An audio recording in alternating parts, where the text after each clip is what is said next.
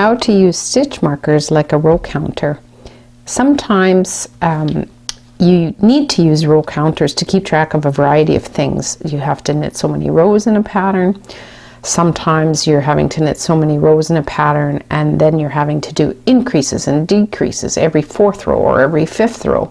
And then on top of that, you might be doing cables where you have to do the crossover on the cable every 8th stitch or every 12th stitch. And how do you keep track of all that if you're doing multiple things and you only have one row counter?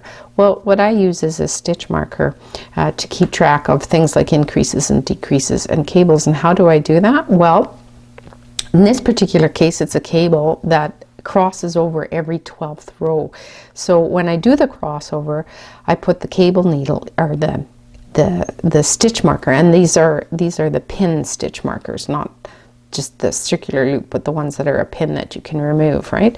So when I do the crossover, I put the stitch marker in, and then I very easily just count as I'm knitting along. Am I at my 12th row? Well, no, there's 1, 2, 3, 4, 5, 6, 7, 8, 9, 10, 11.